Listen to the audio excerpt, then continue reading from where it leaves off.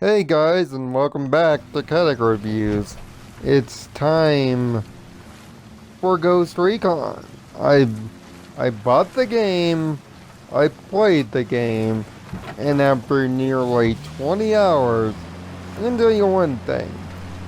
Well, two things actually. If you're looking to buy this game as a stealth tactical game with an open world setting and co-op, don't. It's not that.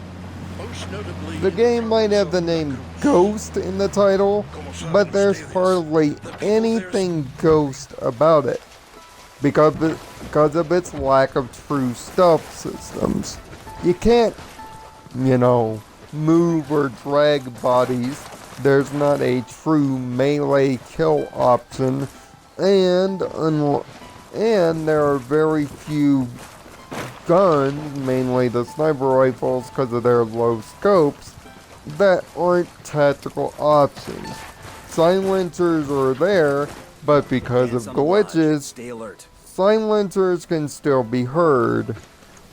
User AI is at a minimal where it can be difficult to set up shots, and sometimes they'll even miss, unless of course fully upgraded, but that will take you some time.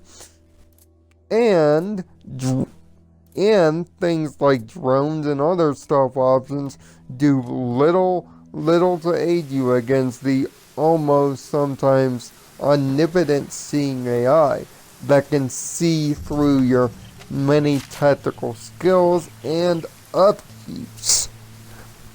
As well as, if you do get caught, and pray that you don't, that you'll end up having the farm shot at you. And when I say farm, I mean practically everyone. The whole notion of taking down the Santa Blanca cartel is an interesting one, with characters showing different motivations from both your side, and as one of the 21 bosses fall by, their point of view through very elegantly done and simple cutscenes with great vocal performances. Although some of the lines of the main four team can get repetitive and boring, at least there's a notion of some sense of teamwork there.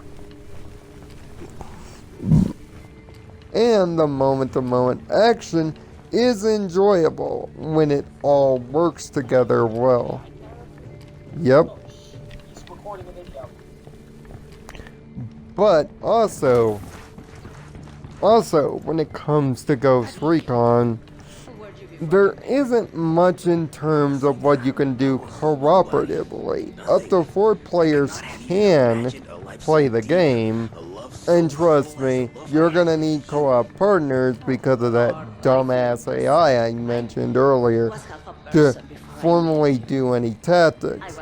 But even when it's just the two of you, there are no AI players to aid you, even though the game is supposed to give you the illusion of a team of 4. Which breaks the immersion, let alone all the super vehicles, and when I say super, I mean any vehicle in the game can be an all-terrain vehicle, going down hills, crushing through mountains, and taking endless amounts of damage. It's almost comical, combined with the outdated Havoc physics engine. Funny GTA-type things tend to happen in Ghost Recon. Yes, it's part of the fun, but it can get overly distracting.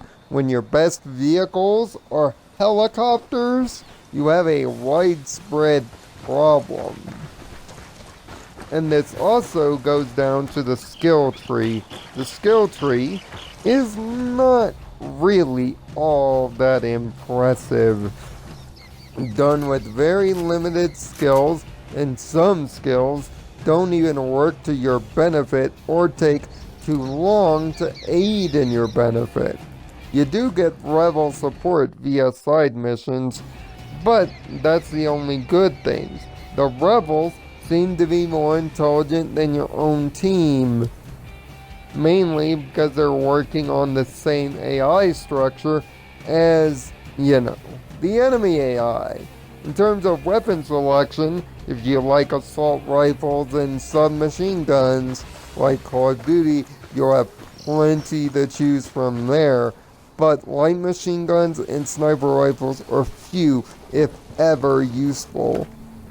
Combine that with a lack of truly useful weapon attachments, scopes being too short and so on, and pistols, just like your cover system, which by the way there is none, being sorely mismapped, as well as your AI order wheel being sorely undone, where the game doesn't pause, and the user AI players have no free will of their own, unless of course they're trying to heal you or getting shot at. They're never in the perfect tactical position unless you are, which is really a downgrade. But again, if you treat it like a truly open world action game rather than a tactics game, there's so much fun to be had, weapons to be unlocked, gameplay to be done, and plenty of things to do. Ubisoft has crafted the largest open world in history, and it shows with no loading screens between areas unless you are fast traveling or dead. It is awe-inspiring, especially with the kind of depth in each of the mountain hills, the cold area, and even the amazing weather and night vision effects, which sadly I won't be able to show you here, but I do have footage. If you want it, just request it, and I'll get some of it to you. Taking out that lovey-dovey horse. But also, the many unlockables that you can attain, the Kingslayer files to bring depth to your adventure, and the many different mission variety types. Although they do get repetitive later, they all serve their purpose in upgrading your character and giving you viable resources. And because it fits in with the whole tactical recon sense of the game, this is one of the few times where the name Ghost Recon in this game actually sticks. He doubled down.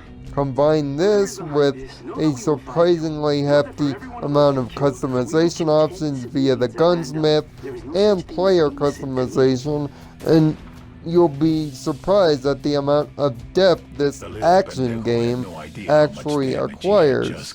But again, if you're looking for a stealth game, the game is clearly, due to its mismanaged controls and lack of systems that other games in the genre, mainly The Division, with cover-to-cover systems, sorely lack. And also, the inability to make actual tactics worthwhile brings the game down. But unfortunately, it's not enough to hamper my enthusiasm. Ghost Recon Wildlands gets a 9 out of 10 score as an action game. As a stealth game, it gets a 6 out of 10, because practically there is no stealth, but the 9 is the final score, because if you know what it is, it does everything nearly perfectly, and it can't be denied, even in a world this big. Go get 'em, but you ain't necessarily Ghost. They say it tastes damn good. Well, just don't make a damn mess of it.